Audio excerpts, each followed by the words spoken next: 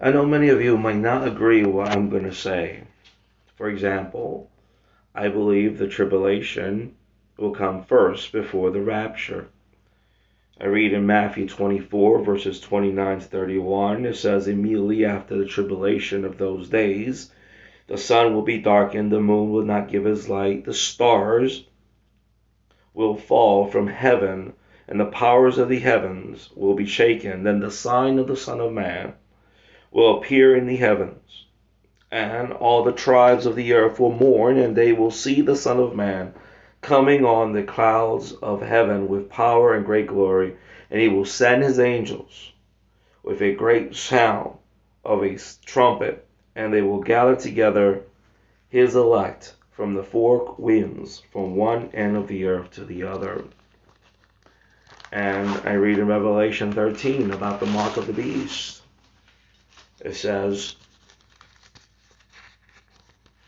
in Revelation 13, around the last verses, it says, verse 16 to 18 of Revelation 13, he causes all, both small and great, rich and poor, free and slave, to receive a mark on their right hand or on their foreheads, that no one may buy or sell except one who has the mark or the name of the beast or the number of his name. Here is wisdom. Notice the thing is that they will have to have a mark on their foreheads or on their hand. Now, I want you to look at these following videos and ask yourself, are we living in that time? And if the rapture hasn't come yet, then the church is going through the tribulation. I'm at Whole Foods and I'm about to pay for my groceries with my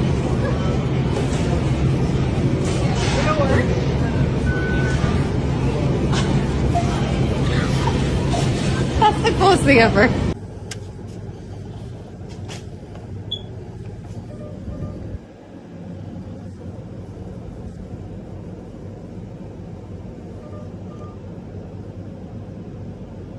Okay.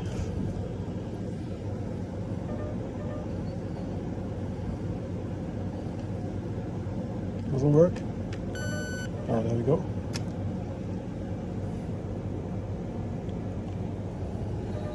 How do you do it? Magic. Huh? Magic. Ah, magic.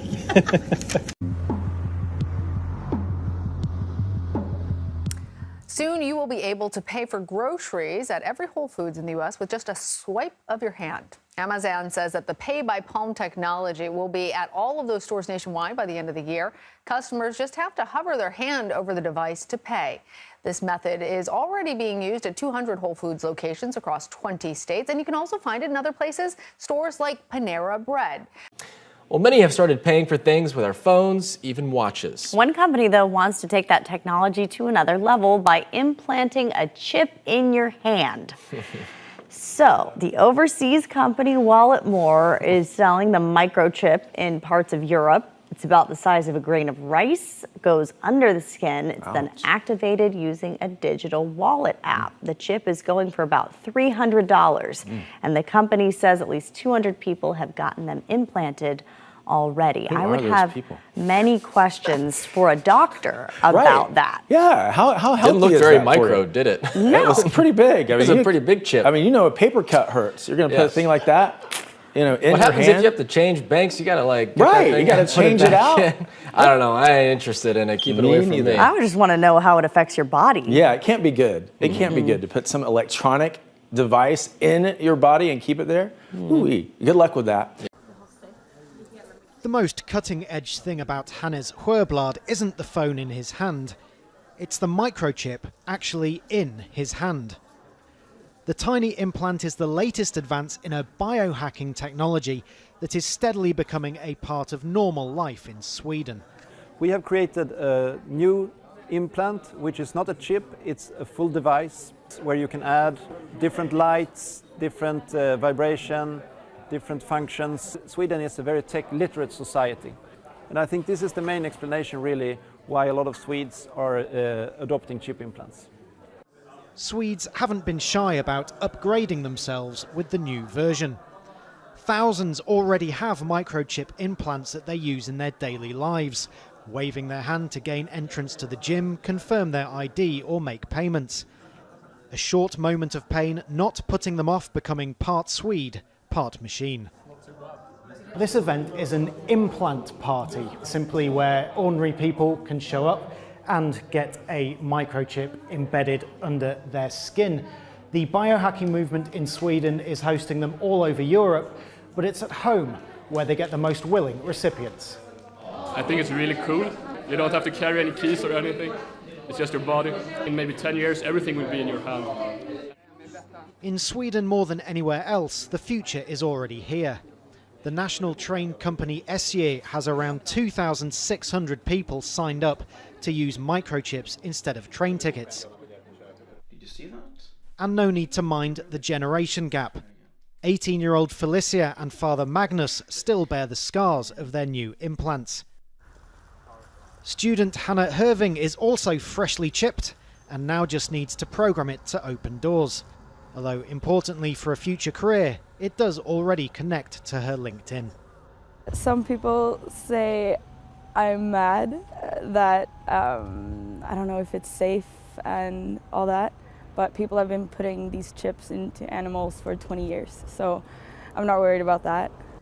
The long-term goal is for the new chips to help provide medical care in remote communities. They're already getting under the skin of the Swedes and may soon become just another normal part of modern life and of the human body. Paul Rees, Al Jazeera, Lund, Sweden. Chip Girl here. So a lot of you are either new or still confused on what the chip in my hand really does. Inside of my hand, there's a very small piece of technology. It's about the size of a grain of rice. Its most basic function is to be used as a key.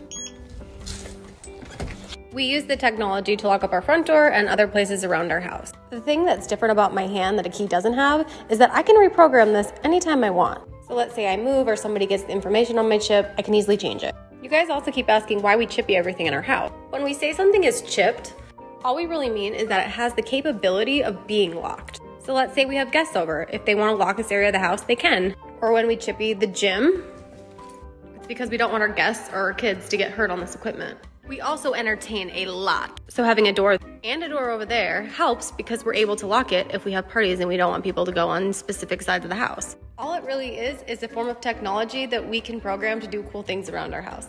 Comment below. I put a microchip in my arm and it's the best thing ever. This chip is a powerhouse. It's got everything I need. A credit card, my ID, my medical info, and even my keys. And when it's time for groceries, you just tap your wrist and bam! Transaction done. It's like magic.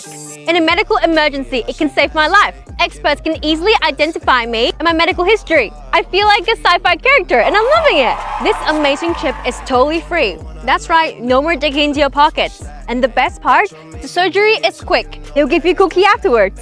I implanted an RFID chip into my hand. User discretion advised, but here are the details. I purchased the RFID implant from DangerousThings.com. This is a dual chip RFID NFT implant kit. It comes pre-sterilized with all of the implant tools and instructions that you need to do it yourself at home.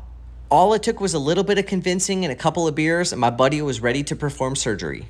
At the end of the day, surgery was a success.